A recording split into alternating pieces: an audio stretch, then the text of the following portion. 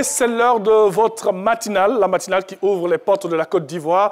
Bonjour à tous et bienvenue. Nous sommes très heureux de vous retrouver sur RTI 1, la chaîne qui rassemble pour Matin Bonheur. Vous le savez, c'est cette émission qui vous permet de bien démarrer la journée, la semaine, 7h, 8h, du lundi au vendredi. Et les soldats du matin sont là depuis bientôt pour vous permettre, bien sûr, je l'ai dit, de passer un excellent moment sur votre chaîne. Une fois n'est pas coutume, ils sont à mes côtés pour démarrer cette émission avec du sport, car le sport, c'est la santé. N'est-ce pas, coach Silavambois?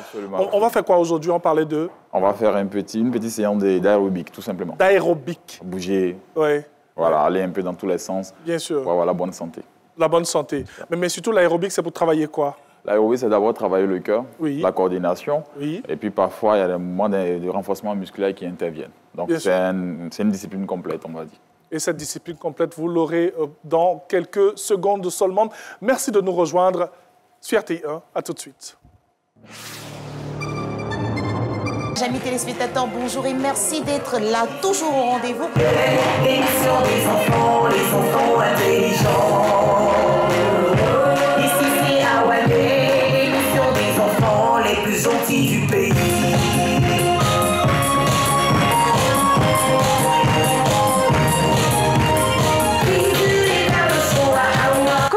Sarah Love, ici Tata Sarah Lise. Retrouvez-moi ce mercredi pour Awané sur RTI 1 à partir de 15h05 avec...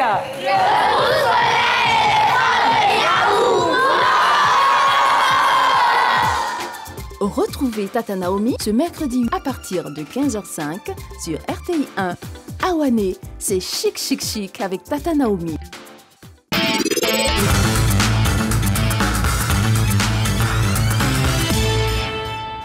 3, 2, 1, on commence à marcher, on marche, on marche. À la maison, vous pouvez dégager un peu les meufs, faites-vous un peu d'espace et marchez comme nous simplement. Marche, marche, marche, marche, marche, marche, marche. Continuez de marcher toujours, balancez bien le bras. Encore, marche, marche, marche, marche encore, marche, marchez toujours.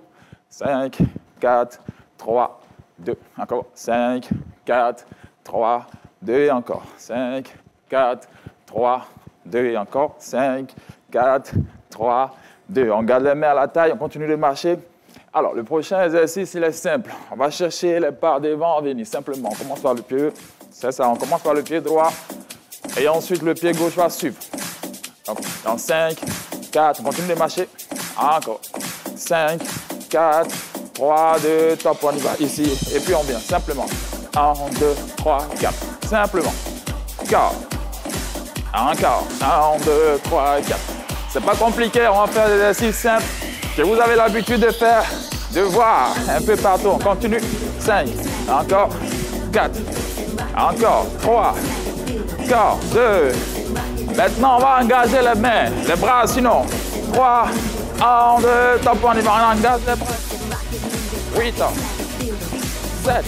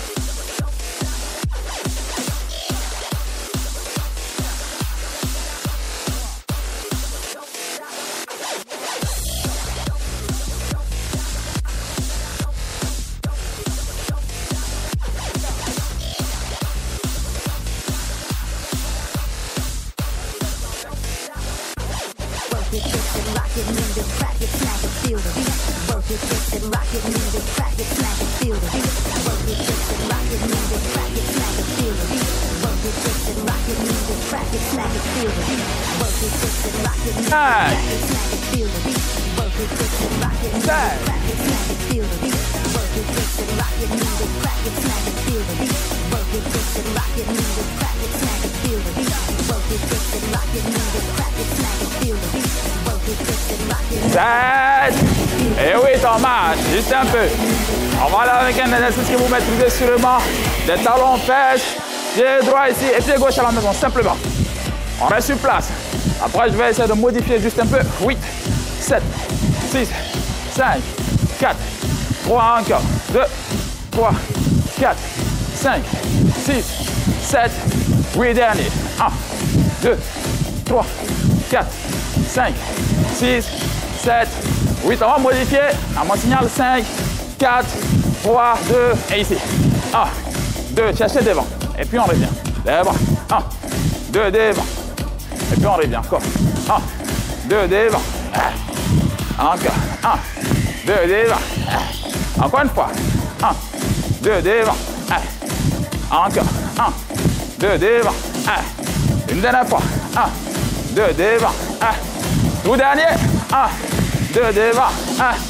On reprend avec le step touch. Simplement. Bravo. Si vous avez pris l'initiative de partager cette petite séance avec nous, bravo à vous. On continue. 5, 4. On va aller avec les pas chassés ici. Ici. Ici. Ici. Encore. Là. Encore. 5, 4, 3. Et allez. 1, 2, 3. 1, 2, 3. 1, 2, 3. Balancez bien le bras de façon diagonale dans le ciel. Encore une fois. Allez. 1. Continue. 8. Encore 7. Encore 6. Encore 4. Encore 3. Encore 2. Maintenant, on va utiliser 2 fois les bras devant ici. Et balancez. Poussez. Balancez. Chassez. Mettez-vous à l'aise.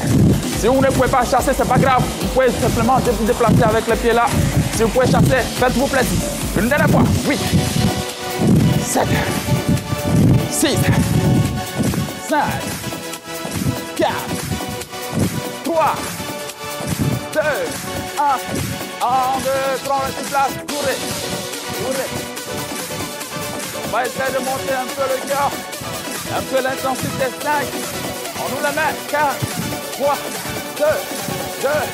4 fois devant, 4 fois derrière. 1, 2, 3. Jumping jack. 1, 2, 3. 4 devant. 1, 2, 3. Jumping jack. 1, 2, 3. Dernier. 1, 2, 3, 4. 1, 2, 3. Allez. Bravo. Vous êtes encore avec nous. Bravo, match. 5, 4, 3, 2. Montez les genoux simplement. 8, 7, 6, 5, 4, 3, 2. On va aller avec le bras opposé. 3, 2, et là. Et 2, 3, 4, 5. Oui, bravo. Si vous êtes restés avec nous jusque-là, bravo à vous. Nous, pour faire plaisir, on va monter. Et on va compter 1, 2, 3, 4, 5, 6, 7, 1, 2, 3, 4, 5, 6, 7, 8. Alors voilà. 1, 2, 3, 4, 5, 6, 7, 8. Qu'on avait à partager avec vous aujourd'hui. Ben oui. Je sais qu'ils ont bien apprécié. Ah oui, oui, On a forcément. des bons retours, des mamans qui disent, grâce à vous, Ah bon, hein? j'ai réussi quand même à prendre de l'amour, à gagner de l'amour pour le sport. Oui. Me permet de me mouver un peu. OK. Méditation et que ça ne s'arrête pas. Ah, OK, OK. Bon, je tenais à vous dire Donc, ça. il a de bons retours hein, concernant le sport. Absolument. Ah, en tout cas, continuez comme ça, parce que le sport, c'est la santé. Absolument. Et c'est important. Aérobic, pouvoir faire bouger tout le corps. Moi, je tentais de danser, c'était différent. Hein. Ah oui. C'est la musique. L'essentiel, c'est de bouger. C'est de bouger. Et puis en vrai, Oui. je l'ai dit en vrai, Oui. le problème, ce n'est pas la graisse, Oui. c'est la paresse. Ah oui, oui, oui. Il faut Oui. commencer. Peu importe la discipline que vous allez faire, la marche, Oui. le jogging, etc., c'est de commencer et puis au fur et à mesure, je pense qu'on aura toujours ce qu'on mérite. Oui, il entend parler de moi, là, la paresse. Merci beaucoup. Hein? Coach Silava-Bois, merci. Et puis, on se retrouve très prochainement pour parler encore sport dans cette émission. Allez, le programme aujourd'hui, on a démarré bien sûr avec du fitness, on a parlé d'aérobic. On aura dans cette émission au fil des astuces avec Larissa Ouattara. L'actualité forcément, oui, la revue à vous proposée avec Renaud. Hein, on verra combien de Zuno aujourd'hui. Nous allons vous présenter et sans oublier que nous allons parler du travail invisible. Et oui, dans cette émission aujourd'hui, on va rendre ce travail invisible visible pour mieux le comprendre. Pour la petite information, sachez que le 5 5 mai dernier, le monde entier a célébré cette profession noble qui est la profession de sage-femme. Et oui, avec un thème essentiel pour toutes les femmes et les filles, droit, égalité, autonomisation. Et avant de vous offrir un plateau plus large pour mettre sur la table des discussions ces sujets croustillants et plusieurs problématiques, nous allons recevoir aujourd'hui, ça sera entrée de jeu, hein, avec bien sûr des sages-femmes, sinon des maïeuticiens que nous avons le plaisir d'avoir ici. Monsieur Kwadio Maurice, il est maïeuticien, voilà. Bonjour, bienvenue, vous vous installez, voilà. Hassan vous a dit de vous mettre ici, voilà. Et Madame Blessea Ange Huguette, bonjour, bienvenue. Installez-vous là, au milieu, voilà. Vous allez bien? Très bien. On vous est arrivé ce matin très tôt, hein? Ouais. C'est comme ça, matin, bonne heure? Vous n'avez pas le choix? On n'a pas le choix. Bon, en même temps, vous êtes habitués. Hein? Ouais. Souvent, on a des accouchements très tôt le matin, tard dans la nuit. Elle est sage-femme, il est sage-femme. Sinon, maïeuticien, c'est le nom, c'est le bon nom. Hein? Sinon, c'est vrai qu'on est habitué un peu à sage-femme. Vous êtes sage-femme depuis combien de temps? Ça fait 1 an de service. Ça fait 1 an de service. Hein? Mais après une formation. Oui. Hein? Formation de combien de temps? 3 ans de formation. Oui, OK. Voilà. On fait 3 ans de formation et 1 an de pratique avant d'être affecté par l'État. OK. Donc, on est dans 4 ans et poussière maintenant. Voilà. Ah oui, bon, c'est une expérience. Et vous? C'est la même promotion. C'est la même promotion? La même promotion. Ah, OK. Depuis 2019, les premiers maïeuticiens de Côte d'Ivoire ont été formés. Et donc, après 3 ans de formation également, on a été affecté pour prendre service officiellement. Mais quand vous dites les premiers, on n'en avait pas avant, hein? Non, C'est à partir de 2019? La première promotion en Côte La première d'Ivoire. promotion. C'est ça. OK. C'est vrai qu'on doit être très galant dans cette émission, démarrer avec Madame Céa, mais permettez, hein, on va démarrer avec lui. Parce qu'on dit homme, sage-femme, maïeuticien, on veut comprendre pourquoi le choix de cette profession? Pour moi, être maïeuticien, d'abord, c'est venu du fait que j'avais quand même l'envie de sensibiliser les femmes qui accouchaient à domicile, parce que souvent on voit des femmes qui accouchent à domicile qui n'ont pas vraiment l'information qu'il faut. L'accès aux soins était une problématique. Et il y avait quand même un dévancier du nom de Jean-Charles Ognien qui travaille déjà en Suisse en tant que maïeuticien.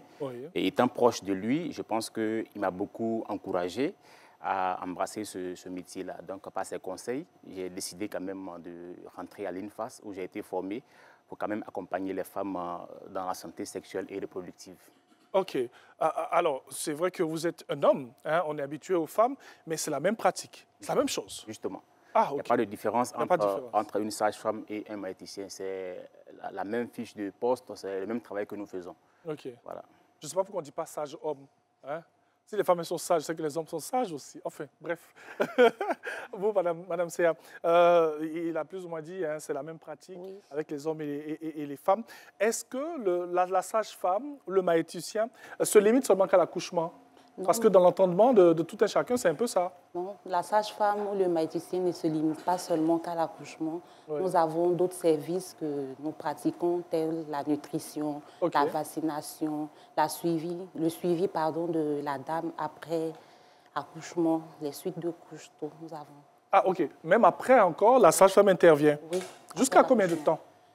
Jusqu'à, on peut dire... Bon, un mois et demi après l'accouchement. Après l'accouchement. Mais qu'est-ce qu'elle vient faire vers vous, la maman? Bon, après les suites de couches, c'est quoi? Quand la dame finit d'accoucher, une semaine après, elle vient, nous la consultons pour voir si tout va bien.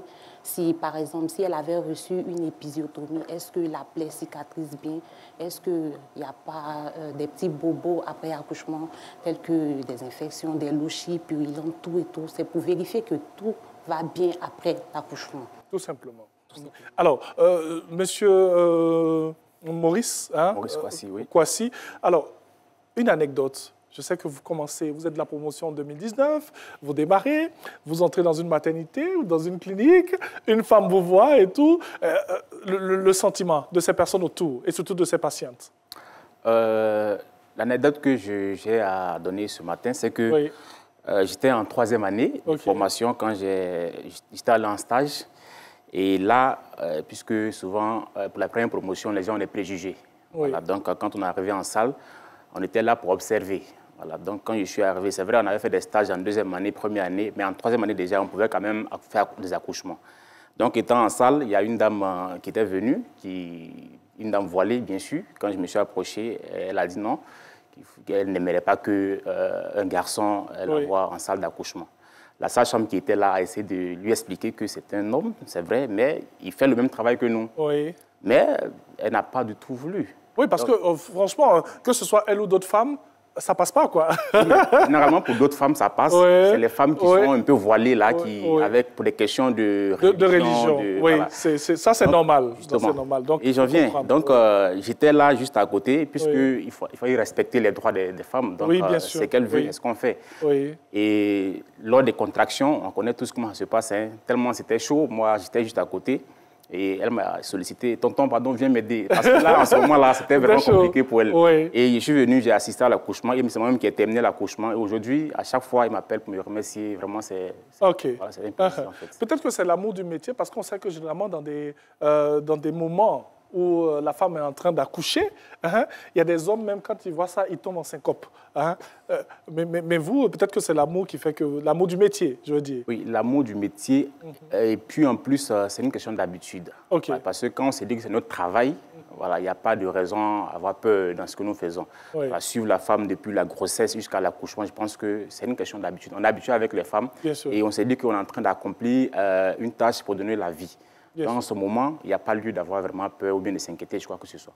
On va rester un peu sur ce volet. Madame Séa, un petit fait que moi je veux mettre sur la table de discussion aussi. Hein. Généralement, quand une femme vient, il y a tout ce qui va avec, il y a les émotions, il y a le comportement. Souvent, on n'est pas nous-mêmes parce qu'on est dans un moment où il y a la douleur et tout. Comment est-ce que vous arrivez à gérer ça psychologiquement? Comment vous arrivez à gérer ces femmes-là? Qu'est-ce que vous leur dites? Généralement, ce sont des dames. On se dit déjà que avec la douleur, il n'y a pas à réfléchir. En fait, on n'arrive plus à réfléchir. On est bloqué par la douleur. Donc, généralement, ce sont des dames, on les rassure. On les rassure, on leur dit que tout va bien se passer. Oui. On va même souvent à être proche d'elles, à les caresser, à passer la main sur elles. Ça leur permet de prendre confiance et dire que le prestataire en face sait ce qu'elle fait et qu'elle prendra soin de moi. Et comme ça, la dame, elle s'apaise. Et tout se passe bien. Mais il n'y a pas de moment où on est irrité, où on crie sur la femme pour dire « faut te taire ». Non, bon... je dis ça, je dis rien. Ah, OK. Non, je ne pense pas, pense pas, voilà. Moi, je n'ai pas encore croisé. Dans tous les cas, même si on est pris par les émotions ou on est pris par la fatigue, parce que souvent vous veillez aussi. Oui, oui. Il faut savoir quand même... oui, il faut savoir quand même temporiser parce que la dame en face à la douleur, la dame, elle dit tout et n'importe quoi. Et c'est à vous de savoir gérer la dame en face. C'est à vous, quel que soit le degré de fatigue, de mettre bas la tête. Et lorsque vous rassurez la dame, quand la dame elle se sent rassurée, je vous dis qu'elle va arrêter de faire des crises et tout va bien se passer. Le tout, c'est de rassurer la dame en face. Souvent, on vous chasse comme on a chassé le monsieur. Hein? Bon, oui, on peut dire. Parce que vous remarquez les dernières promotions qui sortent, nous ne sommes pas vraiment... avec l'âge, nous sommes un peu plus petites. Donc, quand les dames vont dire, la petite fille, là, c'est elle qui va s'occuper de moi. Et puis là, quand elle voit que tu fais et que tu fais bien, après, elle dit, donc tu savais, tu maîtrises quand même ton métier. Voilà. Donc, souvent, avec le visage, avec l'âge, souvent, parce qu'il y a des dames un peu plus âgées que nous. Quand vous regardez une dame, par exemple, qui a 50 ans et qui vient accoucher avec peut-être, quand elle voit, elle se dit que celle-là, elle peut être ma fille. Voilà, et que vous allez entrer dans ce qu'elle appelle son intimité. Souvent, elle a un peu, elle hésite. Voilà, elle est réticente. Mais lorsqu'elle voit que vous savez ce que vous faites, vous savez là où vous allez, automatiquement, elle prend confiance en vous et tout se passe bien. Oui. On a voulu vous recevoir aujourd'hui, dans ces quelques minutes-là, pour mettre au goût du jour, bien sûr, ce métier noble, on l'a dit, hein, qui fait partie, bien sûr, de ce domaine très important de santé publique et tout. Un conseil à donner à toutes ces personnes qui nous regardent, à tous ces jeunes, surtout ces jeunes hommes, hein, qui ont envie peut-être d'être maïeuticien comme vous, d'être sage-homme. Hein. Comme j'aime toujours le dire, le métier de maïeuticien, longtemps critiqué par notre entourage, parce qu'on s'est dit que c'est un travail de femme. Mais avec la première promotion que nous avons incarnée, nous avons réussi vraiment à déconstruire cette mentalité. Et aujourd'hui, partout où nous passons, pratiquement dans tous les centres de santé, il y a un maïeuticien qui existe. Et les populations sont en contact avec ces maïeuthiciens-là. Donc aujourd'hui, c'est un métier, pour notre première promotion, nous obtenons au nombre de 50. Et après nous, on voit des promotions qui viennent après. Ah, okay. Ça veut dire que la chose est prise au sérieux maintenant. Oui. Donc, je pense que pour les personnes qui hésitent encore, qui aiment le métier mais qui hésitent, je les encourage à venir au métier parce que c'est un métier qui est passionnant. Quand vous y entrez, vous découvrez tout de suite là que c'est là votre place en fait. Bien sûr. Voilà. À votre tour, rapidement avant de terminer, les personnes qui nous regardent. D'accord, moi je voudrais dire à toutes ces dames-là qui ont des préjugés sur la sage-femme. La sage-femme, quand je dis sage-femme, je parle de la sage-femme femme, voilà, qui pour ces préjugés-là se font des accouchements à domicile, tout et tout. De savoir que maintenant nous avons des promotions, je dis bien des promotions de qualité sur le terrain qui ont vraiment l'amour du métier. Nous sensibilisons toutes ces dames-là à venir accoucher maintenant à l'hôpital, car nous prendrons soin d'elles. Bien sûr. Voilà. Comme pour dire que, ayez confiance, bien sûr, aux sages-femmes, aux maïeuthiciens. Voilà. Ça me fatigue, maïeuthiciens, aux sages-hommes. Hein? En tout cas, merci. Merci d'avoir été en notre compagnie. Je l'ai dit, c'est quelques minutes pour redécouvrir ce métier noble qui a été célébré le 5 mai dernier. Et j'ai dit aussi, dans un plateau plus large, nous allons évoquer, bien sûr, toutes les problématiques qui tournent autour de cette profession. Merci beaucoup à vous. Moi, j'aimerais dire merci à Bintou Sanogo et on salue l'association des sages-femmes de Côte d'Ivoire, sages-femmes et maïeuthiciens. Il faut les mettre dedans. Depuis 2019, ils sont dedans. Merci pour la précision. Voilà, je savais. Il y a des hommes maintenant dedans. Allez, moi, je vais vous raccompagner. Oui, merci. Merci. Je vais vous raccompagner parce qu'après, on va poursuivre. En tout cas, merci beaucoup. Voici ma main. Merci beaucoup.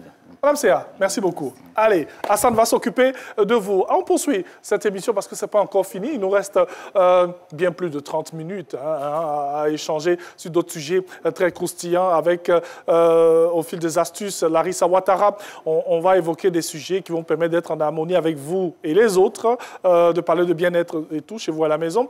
On va parler du travail invisible. Qu'est-ce que c'est?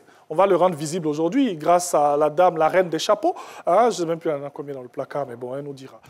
Renaud qui est avec nous, vous le savez, Renaud, c'est l'équipe. Lui, c'est la revue. Je n'ai pas de chapeau. Ouais. Non, toi, tu n'as pas de chapeau. Il a des lunettes depuis quelques mois maintenant. Il voit mieux clair. Oui, voilà. On voit mieux. Ça peut aller. OK, très cher. Elle est avec nous, Madame Coach Joed. Elle est coach. Coach, moi j'aime bien le coach. Le coach, on dit coach quoi là? Bonjour. Coach, le nom, coach visionnaire. Il dit certifié. Bon, c'est certifié, puis c'est visionnaire en même temps. Ça, Larissa Ouattara va venir. Mesdames, installez-vous. Voilà. Non, je pense qu'ici, non. Je pense que c'est là aussi. Bon, je suis seul alors. Oui, non, tu es seul aujourd'hui. Là. Bon. Un enquêtement à droite. Le féticheur dit un enquêtement à droite. Vraiment. C'est mieux là. Je pense que je vais aller voir le même féticheur. Ah bon, hein? On doit m'isoler comme ça. Il est devenu cher, il a monté les enchères. C'est terrible ça. Alors, on aura la revue Renaud 3, 4, 5. Donc, 4 titres pour 6 informations. Pour 6 informations. Oui. OK. Larissa Ouattara, on parlera de... Business. Comment créer son business avec 5 000. Ah bon, hein? Dis donc. Attends, Mathurin, j'ai 5 000 dans mon sac. Bon, c'est que moi, je vais pouvoir créer au moins 8 entreprises. Mais oui. Bien sûr. Bon, pour ceux qui sont sortis ce matin, on peut faire un bon truc. Coach, on va parler de travail invisible. C'est ça. De travail invisible. Oui. On va pas donner la définition maintenant. D'accord. On va les laisser mariner un peu. Exactement. Vous voyez, non? Et puis tout à l'heure, on va faire les fritures. Allez, on part avec la revue accompagnée de Renaud. À tout de suite. Famille et amis, bienvenue chez Caroline, bienvenue dans Escale familiale. Ma chérie, y a pas beau. J'entends souvent que les femmes ont du mal à reconnaître leurs erreurs.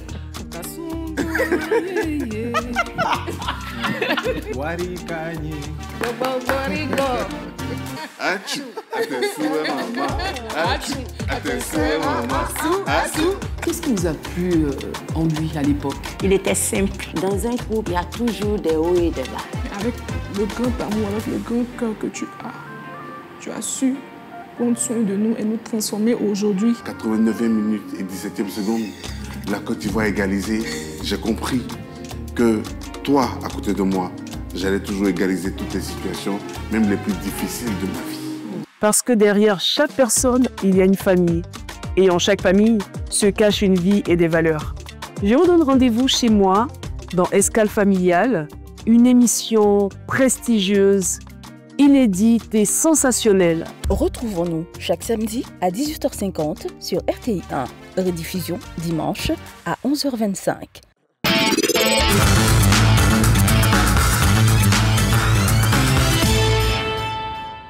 Bonjour à tous et merci de nous retrouver pour ce numéro de la Revue des Unes qu'on ouvre avec la lutte contre la vie chère et le gouvernement qui va ouvrir des marchés. Et ces marchés qui seront au nombre de 155 seront répartis sur l'ensemble du territoire national. Et il faut savoir que 40 d'entre eux sont déjà sortis de terre. Et selon le Jour Plus, cette initiative vise notamment à approvisionner les marchés en produits vivriers et offrir également une solution aux producteurs et commerçants pour l'écoulement de leurs produits des champs vers les lieux de commercialisation. À noter, conclut le confrère, que ce projet de construction des marchés de proximité entre dans le cadre du 2e programme social du gouvernement PS-Gouv2 et vise également à l'amélioration des conditions de vie des ménages.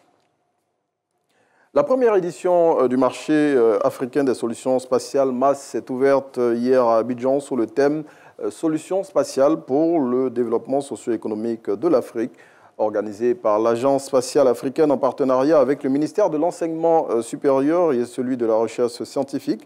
Le MAS a pour objectif notamment de faire du spatial un outil de décision clé pour le développement du continent africain.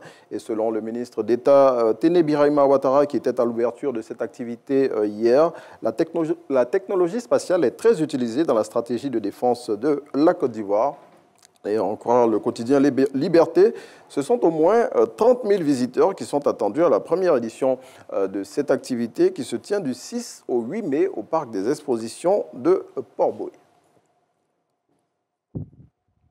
Autre activité qui, elle aussi, a ouvert ses portes hier au parc des expositions, c'est le Salon international du livre d'Abidjan, placé sous le thème « Livre Racine ». Cette édition met à l'honneur la région du Cavalier. Et il faut savoir que Marguerite Aboué, auteure de la célèbre série Aya de Yopougon, est l'écrivaine célébrée cette année. La ministre Françoise Remarque, qui a présidé la cérémonie d'ouverture, a indiqué à l'occasion que le SILA est un cadeau pour notre pays car il nous permet de nous enraciner dans nos valeurs et transmettre notre richesse culturelle.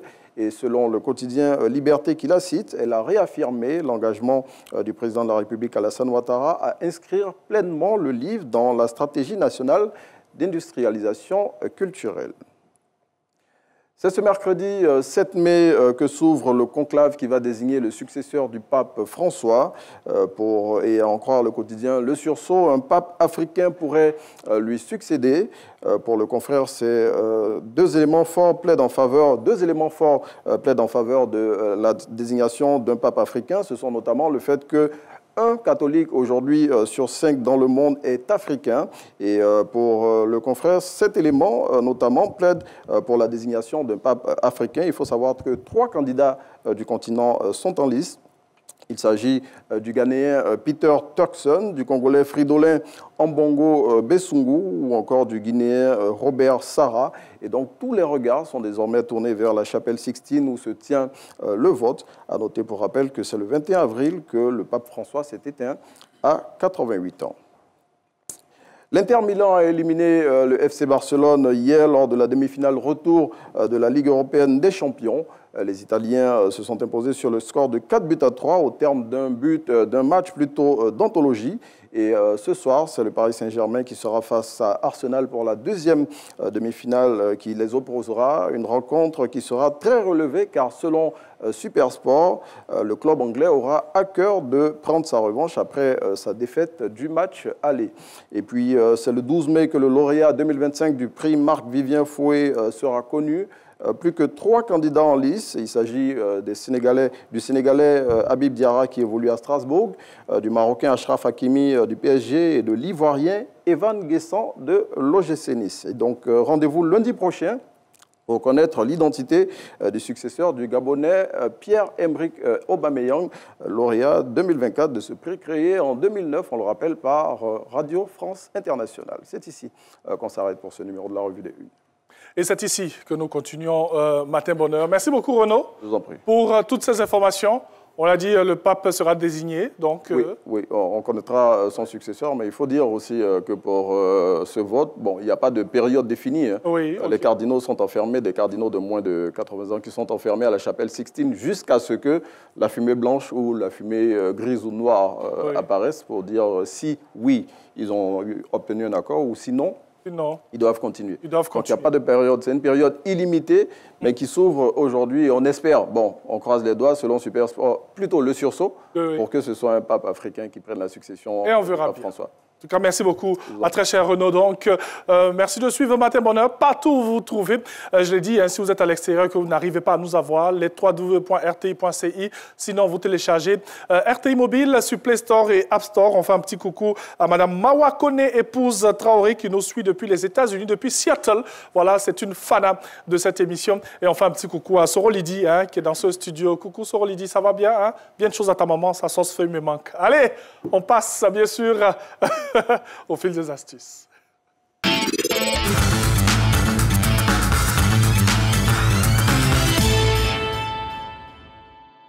Eh bien, je vais la chercher parce qu'avec elle, ça va être au fil des astuces. Aujourd'hui, 5 000 francs pour pouvoir faire un business.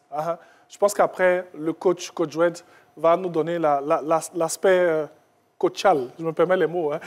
Larissa Ouattara qui va donc s'installer pour la revue, pardon, au fil des astuces, ça c'est Renaud qui m'a mélangé là, au fil des astuces avec 5 000 francs 5 000 francs. Pour pouvoir faire un business. Oui.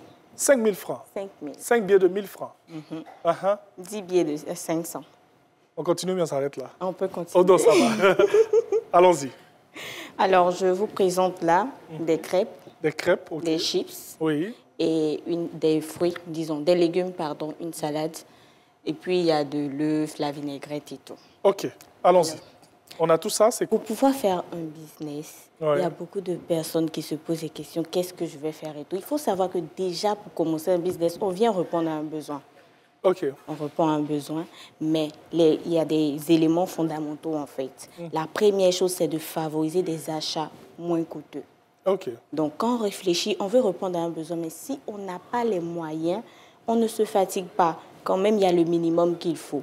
Donc, avec les crêpes ici, j'ai eu besoin seulement de 2 700 francs pour réaliser ces crêpes-là. Qu'est-ce qu'on a avec 2 700? Avec 2 700, on a du lait, on a du yaourt, du sucre, de la farine et puis du sucre vanille pour parfumer et tout, et juste un peu de beurre.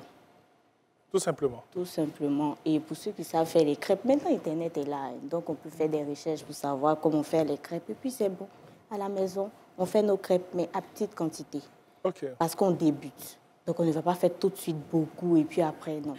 Donc comme je disais, on répond à un besoin. Forcément, on a des voisins autour de nous, on a la famille et tout. Donc on peut s'approcher. Ah, je vous présente mes crêpes, vous pouvez goûter, je fais à tel prix, tel prix. Et puis bon, voilà, une fois que c'est bon, c'est parti. OK. On a 5 000 francs. Dans les 5 000, on a enlevé 2 700 pour pouvoir réaliser ça. Oui. On fait un peu de calcul. Hein. C'est vrai qu'en classe, j'étais très nul en maths. Mais bon, on fait un peu de calcul. J'ai 2 700. Je peux vendre ça à combien? Pour pouvoir rentabiliser. Voilà. Tu peux prendre au moins... Bon, là, ça fait plus que ça. Hein. Ça fait plus de crêpes que ça. Mais c'est ce peu-là seulement que j'ai envoyé. Donc, on peut faire 3 crêpes, par exemple, à 1 000 francs. 3 crêpes à 1 000 francs? À 1 000 francs. À raison de 300 et poussières. Voilà, donc 3 crêpes à 1 000 francs. Et il ne faudrait pas vendre même l'unité comme ça. Donc, c'est voilà, mieux, c'est mieux. Pour les crêpes, en tout cas, c'est mieux. Donc 3 crêpes à 1 000 francs, bien empaquetées. Même si on n'a pas les moyens, il reste encore 1 300. Donc si on n'a pas l'argent, on peut acheter du papier à lui.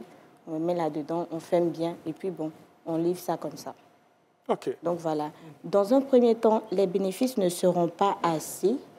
Mais ce qui sera bien, c'est qu'il faut multiplier le bénéfice. Donc, il ne faudrait pas qu'on se dise, ah, j'ai eu 500 sur les 3 000 que j'ai dépensés ou les 2 700, j'ai eu 500 là-dessus, je vais tout de suite mettre ça de côté pour moi. Non, on cherche à agrandir le business. On commence petit, mais on s'élargit. Donc, il faut favoriser en fait le fait de ne pas dépenser tout de suite son bénéfice. OK.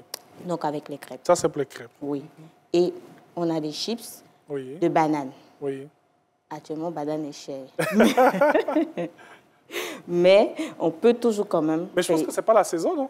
Non, c'est pas la saison. C'est pas la saison? Coach, oui, c'est pas la saison, non? C'est... Banane? Non, ok. Non, même si c'est pas la saison, il y en a quand même. Hein. Oui, quand même. Donc, même avec banane, 2000 francs. Là, c'est juste pour 1000 francs. Hein. Oui. Pour 1000 francs, il y a encore un reste. Ah, ok. Donc, ça veut dire qu'on peut avoir beaucoup. Et on les emballe comme ça. C'est là, nous tous, on achète. Quand on a des petites feuilles... Ça peut être combien comme 100 francs. Ah, 100 francs. Oui. Ok. Donc, pour la banane, les chips, c'est pas compliqué. Il faut juste de la banane, de l'huile, un peu de sel, et puis top, c'est parti. Avec les râpes. Râpes, là même, on va à 500. Ah, ok. Donc, c'est un petit truc qu'on commence à la maison. Donc, tu fais ça. Avec les réseaux sociaux, tu as un téléphone, tu fais tes photos, tu présentes ce que tu fais. Comme j'ai dit, et souvent aussi à ton entourage. Ouais. C'est vrai qu'aujourd'hui, avec le digital, ça va très vite. Hein? Oui. Ah oui, ça va très vite. Ça va très, très vite. Oui. Donc, ça aussi, c'est rentable. Au niveau des chips, il n'y a pas de souci. C'est beaucoup plus rentable même que les crêpes. Tu vois, comme crêpes, là, ça fait un peu chocolat. Donc, voilà quoi. Oui, ça, c'est pour vous, les gens de Cocody, là. Oui. Allons-y. Et là, on a les crudités. Oui. C'est beaucoup, beaucoup plus rentable encore. Ah, okay. Parce qu'on ne dépense pas assez. Peut-être si vous allez dépenser, c'est au niveau de l'emballage. Okay. Comment empaqueter. Mais il y a des coffrets aussi beaucoup plus moins chers que ça. Donc là, j'ai utilisé seulement que des carottes. C'est vrai que dans le business, dans ce genre de business, le packaging, il est assez important. Oui, il est assez important. Le vendre aussi. C'est pour ça que lorsqu'on commence avec notre entourage, ils comprennent mieux. Parce que, bon...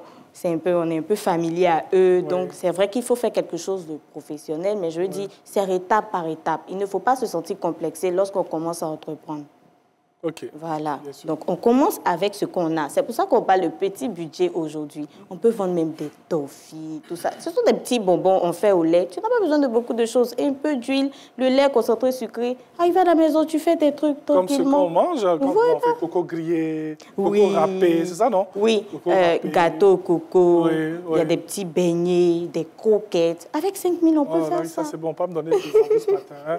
Ce matin, là, je suis restée... Donc, comme je disais, avec les crudités, franchement, c'est beaucoup plus rentable parce que j'ai utilisé seulement que 2 carottes. 2 carottes. Voilà, et un concombre avec un peu de poivron. Ah, OK. Un peu de poivron. Bon, ça va dépendre maintenant de vous. Vous allez ajouter un peu de tomate, un peu d'oignon, 2 œufs. Tu fais ta vinaigrette. Top, c'est parti, tu empaquettes. Ça même avec au moins 1500. On peut vendre le paquet à combien? À 2000 francs. Oui. À 2000, même dans les Comme on parle de business, c'est ça que je demande en même temps. Oui. Donc, même dans les grandes surfaces, moi, quand mon papa il part acheter, il lui dit, mais il fallait m'envoyer l'argent, j'allais faire ça pour toi, parce que je trouve que c'est très bénéfique, en fait. OK. Oui, donc voilà. Voilà, tu as titillé les grandes surfaces. Enfin, bref. Excusez-moi. Je vais aider aussi mes frères ici. Oui. Donc, si on comprend bien, ce qu'on veut aussi vous faire comprendre, chers téléspectateurs, c'est qu'avec un petit budget, on peut faire quand même quelque chose. Oui. C'est vrai, il y en a, c'est vrai qu'il y en a qui extrapolent. Mais il y en a qui ont quand même commencé avec de petits budgets et aujourd'hui sont arrivés à quelque chose. Et il y a des personnes aussi qui diront qu'elles n'ont rien du tout. Oui. Rien du tout, elles n'ont même pas 5 000 francs. Donc, c'est de s'asseoir et faire une introspection maintenant sur soi-même. Qu'est-ce que je sais faire? Oui. On peut dire, bon, moi, je sais nettoyer les ongles, moi, je sais faire ci, je sais faire ça. Et tu proposes quelque chose que tu sais faire de tes 10 doigts. Par exemple, moi, quand j'étais petite, je tressais, les petites filles là, je les tressais au quartier gratuitement. Arrivé un moment, même quand c'était les fêtes, leur maman m'appelait, viens tresser ma fille, et elle me donnait quelque chose. Là, je n'ai pas besoin d'argent pour pouvoir faire ça, parce que je sais faire quelque chose de mes 10 doigts. Donc, je présente mes services par rapport à mes connaissances. Merci beaucoup. Larissa Ouattara, merci d'être avec nous aujourd'hui. Aujourd'hui, on n'a pas parlé de nettoyage, de nanani, nana. Aujourd'hui, c'est comment démarrer un petit business avec un petit budget et souhaiter que ce petit business devienne grand demain. Merci beaucoup, Larissa Ouattara, pour ces petites choses à déguster. Moi, je vais aller avec ça. Je sais que Sadia n'aime pas, mais ça, c'est plus à mon niveau. Merci beaucoup. On va marquer une petite pause. Le temps pour moi et coach Wed de déguster un peu les chips. Et puis, on se retrouve dans quelques instants. À tout de suite.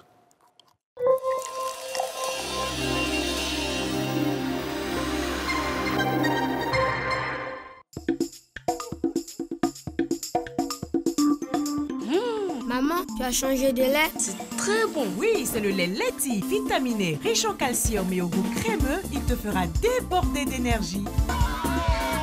Maman, j'ai gagné. Tiens, nouveau par ici. C'est Leti. Leti, lait en poudre instantané, vous garantit pleine forme et bonne santé. Excellent pour les sportifs. Leti, le maximum d'énergie.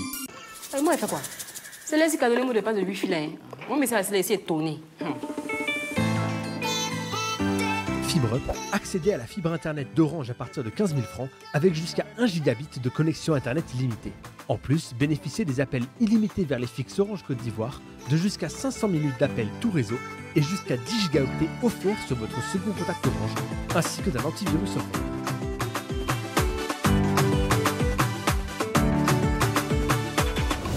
Orange est là.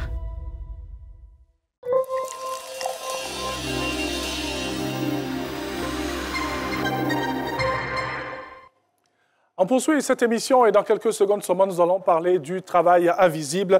Mais avant, on rappelle les gagnants, bien sûr, pour le challenge matinal. Didier d'Angeles Yao, Bouraïma Traoré.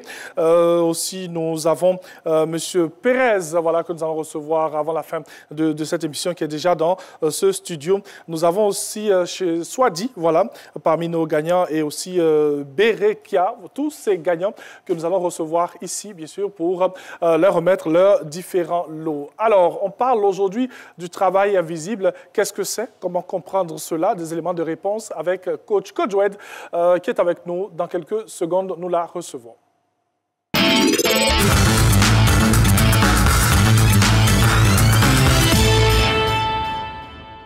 Bonjour coach. Bonjour. Ça va bien? Très bien, merci. Première question à vous poser. Vous avez combien de chapeaux? Je savais que j'allais me faire ce coup-là encore aujourd'hui. Ah, ben oui. Non, je veux juste savoir.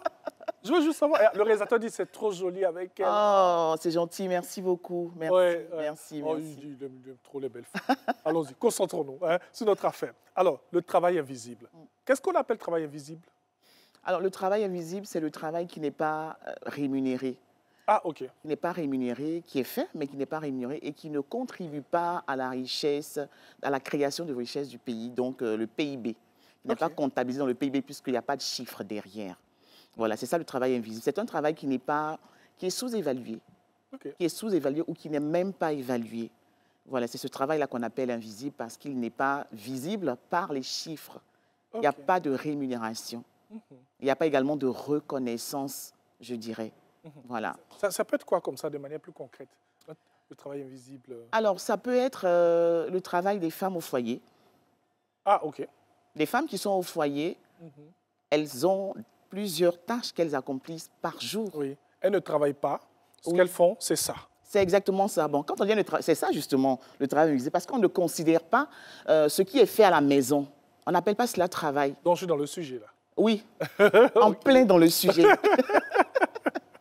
Alors que ces femmes-là, qui sont à la maison, qui sont consacrées à leur famille, elles sont en même temps psychologues parce que ce sont elles qui vont accompagner leurs enfants dans leur développement. OK.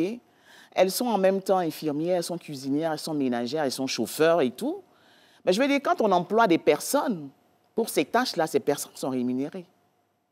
Par contre, quand une femme est dévouée à ces tâches, elle n'est pas rémunérée. D'accord? Donc, ça veut dire que ce qu'elle accomplit comme tâche tout au long de la journée n'est pas comptabilisé dans les chiffres parce qu'il n'y a pas de salaire. Bien sûr. Bien sûr. Donc, ce travail, il passe inaperçu. Il n'y a pas de salaire, il n'y a pas d'impôt, il n'y a pas de... Il n'y a rien du tout. Oui. Et généralement, même les hommes, quand ils arrivent et qu'ils trouvent la femme à la maison, je suis fatiguée, mais toute la journée, tu étais à la maison, tu as fait quoi? Tu as fait quoi? Et puis, tu es fatiguée. Alors que le matin, ça ne s'arrête pas. Quand elle se réveille, elle est la dernière à s'endormir, elle est dormie, elle est la première à se réveiller. Si elle n'a personne, en fait, elle n'a pas d'aide ménagère. Et tout ça, ça fait partie du travail invisible. Aide ménagère, aide soignant, ce sont des métiers qui ne sont pas reconnus. Même technicien de surface, dans les entreprises, ça existe. Ces personnes-là ne sont pas considérées, se sentent marginalisées. Dans les entreprises où moi je suis passée, il y a eu des femmes de ménage là-bas, des techniciennes de surface, qui ne se sentaient pas intégrées. Lorsqu'on parle du 8 mars, on parle des femmes de l'entreprise qui doivent se former, elles se sentent en retrait. Mais quand on a commencé l'accompagnement, aujourd'hui, il y a des techniciens de surface qui ont pris à bras-le-corps leur leadership et qui ont commencé à apprendre à lire et à écrire parce qu'elles ne savaient pas apprendre à lire et à écrire. Donc, il y a le DG de cette entreprise-là qui me raconte une anecdote qui me dit qu'elle ne savait pas lire. Et depuis qu'on a terminé la session du 8 mars, l'année dernière, elle a dit, sa décision à la fin de la session, c'est qu'elle voudrait apprendre à lire et à écrire. Elle veut attraper un stylo. Et donc, le DG a mis en place un système pour que tous ceux qui ne savent pas lire et écrire puissent apprendre à lire. Alors, cette femme de ménage-là, elle arrive devant le bureau d'un manager pour nettoyer. La porte est fermée, elle part, elle revient, la porte est fermée, mais il y a un mot sur la porte. La troisième fois, quand elle revient, fait attention au mot, parce qu'elle sait lire maintenant. Elle arrive à déchiffrer. Donc, quand elle lit, elle voit « je suis en repos maladie, je ne serai pas là ». Donc, elle comprend que le manager ne sera pas là pour la journée. Si elle ne savait pas lire, elle allait attendre. Oui. Donc, pour montrer exactement à quel point ces personnes-là ont besoin d'être reconnues et de se développer dans les entreprises, aussi bien dans les entreprises qu'à la maison. Le travail qu'une femme fait à la maison, on dit qu'il est invisible, alors que la base de la société commence à la maison. L'éducation qu'on donne aux enfants commence à la maison. Donc, si aujourd'hui, on a la possibilité de payer 6 mois de congé aux femmes, pourquoi? Parce qu'elles sont à la maison pour s'occuper du bébé. C'est ça le travail invisible. Okay. Maintenant, celles qui ne sont pas fonctionnaires et qui sont à la maison, qui sont à plein temps, qui n'ont ni congé, parce que quand tu es femme au foyer, tu n'as pas de congé. C'est 24 heures sur 24, c'est tous les jours, que tu as la main à la pâte. Alors, si on peut payer une femme fonctionnaire qui accouche, qui vient à la maison pour faire le travail qu'on appelle invisible, le travail dit invisible, pourquoi celles qui sont à la maison à plein temps ne peuvent pas avoir un salaire? Mais qui devrait leur donner ce salaire-là? Mais qui paye les salaires des fonctionnaires? C'est la question que j'ai envie de poser parce que, justement, être à la fonction publique, c'est être au service, en fait, de la nation. Oui. Ces femmes-là sont au service de la nation parce que les cadres de demain, là, commencent à la maison. Oui, je pense que c'est plus ou moins un plaidoyer que vous êtes en train de... Oui, depuis quelques années, hein, pour ceux qui me suivent depuis quelques années, c'est justement cela que je mets sur la table. Bien sûr. Avant même qu'on arrive, parce que c'est possible, c'est pas impossible. Si aujourd'hui on a 6 mois de salaire pour les femmes qui vont accoucher, 6 mois de congé de maternité qui sont payés pour les femmes qui vont accoucher, ça veut dire qu'on peut. Donc il suffit justement de créer ce cadre-là pour que ce soit appliqué. Donc c'est possible. On verra ce que ça va peut-être donner, hein, parce qu'elle a beaucoup parlé de ça. On a aussi un autre aspect qu'on va évoquer en parlant de travail invisible, les bénévoles. Oui. Les bénévoles également. Oui. Les bénévoles, c'est justement le travail invisible parce que quand on est bénévole, on ne perçoit pas de rémunération. Donc, ce n'est pas comptabilisé dans le PIB également. Donc, c'est un travail invisible. Il y a plusieurs métiers comme ça qui sont invisibles. Comment on dit ça? Aujourd'hui, la livraison est devenue un métier.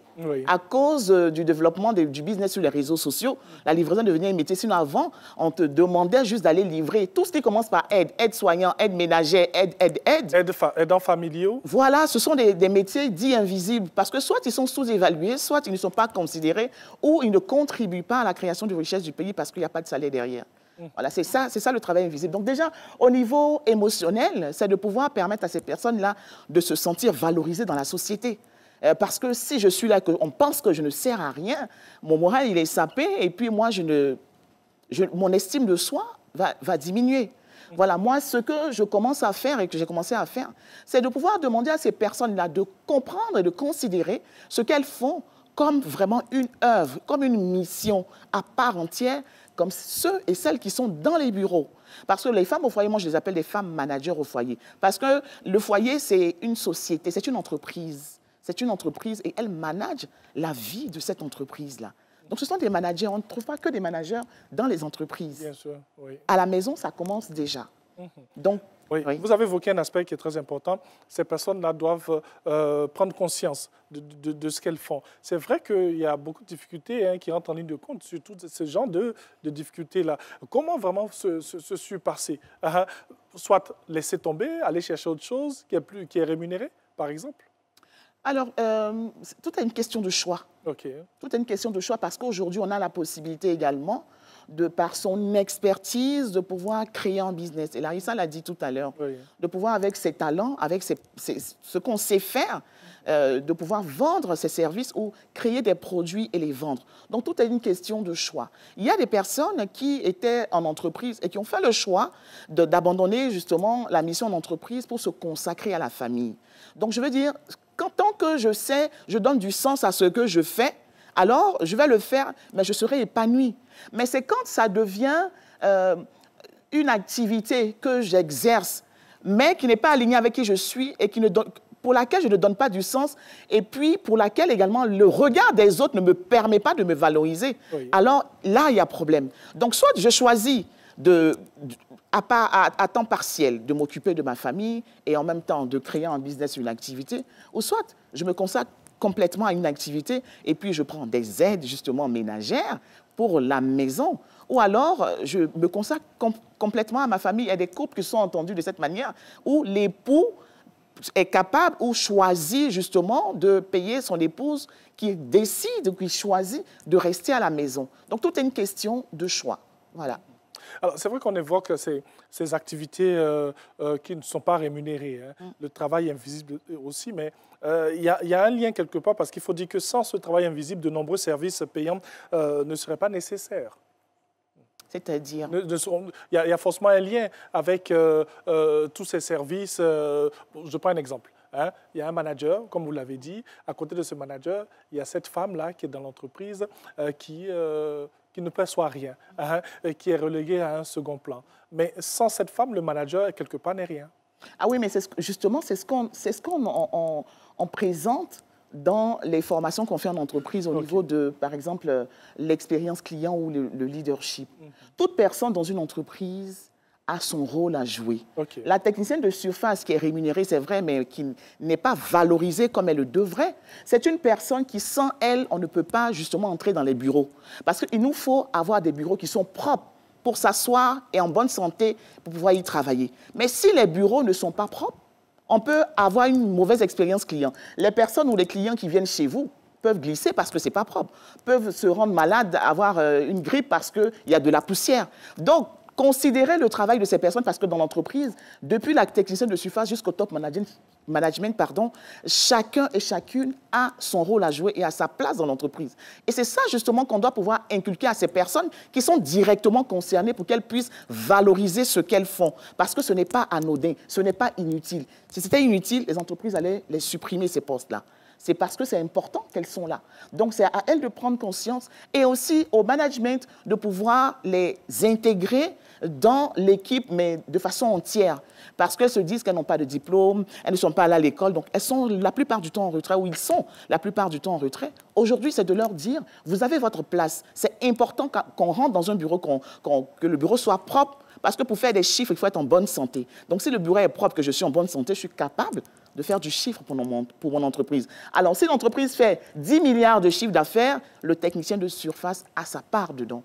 Parce qu'il est en back-office, on dit que c'est un travail invisible qu'on ne voit pas. Mais son rôle est très important. Son rôle est très important, c'est ce que je voulais signifier avec ma question. Donc, pour rester sur ce sujet, quel est selon vous les premiers petits pas que l'on pourrait faire pour mettre en œuvre, pour pouvoir quand même valoriser rapidement ce genre de métier? Les premiers petits pas, je le dis ainsi, puisqu'on va commencer tout doucement. Oui, la première chose qui a été faite par l'association AFEAS, une association canadienne, qui a mis en place justement la Journée mondiale du travail invisible, qui se célèbre chaque premier mardi du mois d'avril. Voilà, donc chaque premier mardi du mois d'avril, c'est la Journée mondiale du travail invisible. C'est de pouvoir valoriser ces métiers dits invisibles, les mettre en avant, rendre l'invisible visible, comme ils aiment à le dire. C'est la première chose, faire une propagande. Et aussi, faire des plaidoyers, et aussi faire une propagande, et aussi sensibiliser auprès des pouvoirs publics, et surtout les personnes qui sont concernées, qu'elles prennent conscience que ce qu'elles font, c'est capital. Tant qu'on n'a pas une famille solide, tant qu'on n'a pas bien éduqué nos enfants, dans la société, après, aujourd'hui, on constate des adultes qui ne respectent personne. Quand on regarde sur les réseaux sociaux, quand on regarde également dans la sphère politique, on ne se parle pas avec respect.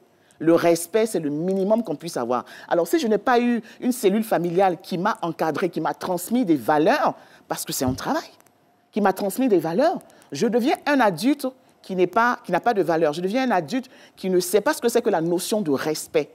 Alors, il est important pour ces personnes-là de comprendre que ce qu'elles font comme mission, moi j'appelle ça mission, c'est important, c'est capital, c'est la base. Sans la famille, il n'y a pas de société équilibrée. Sans une famille solide, équilibrée, il n'y a pas de société équilibrée. Alors qu'elles prennent conscience de cela et qu'elles valorisent ce qu'elles font. Je suis femme manager au foyer.